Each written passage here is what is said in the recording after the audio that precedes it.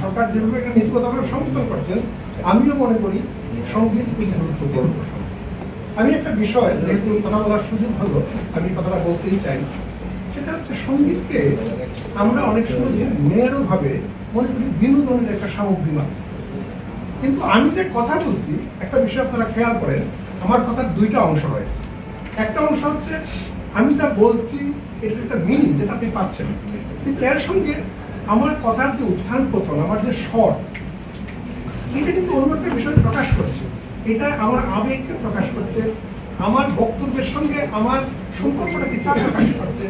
এবং আপনি আমার বক্তব্য যখন গ্রহণ করছেন, শুধু অর্থ গ্রহণ করছেন না, আমার অনুভবটা গ্রহণ করছেন।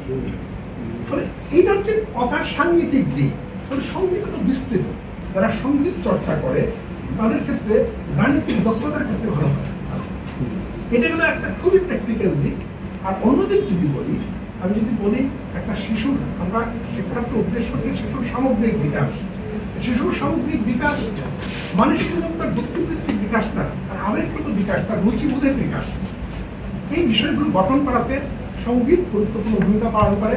সেজন্য দেখেন কি তুরস্ক, কি মালয়েশিয়া, কি ইন্দোনেশিয়া, সবটারই এই ব্যবস্থা রয়েছে। আমরা যদি আমাদের পুরনো সভ্যতার দিকে তাকাই, আপনি রোমান সভ্যতা বলেন, চৈনিজ সভ্যতা বলেন, এশীয় সভ্যতা বলেন, সবটারই কিন্তু ছাত্রদের শিক্ষার একটা অনুসন্ধান ছিল সঙ্গীত। সঙ্গীতকে কিন্তু ন্যারোভাবে দেখাটা ঠিক না। কারণ আমরা যখন আবৃত্তি করি, আমরা যখন বক্তৃতা দিই, সব সঙ্গীত যুক্ত হয়ে থাকে। সঙ্গীতকে আমাদের একটু বড় স্পেয়ারে দেখা দরকার।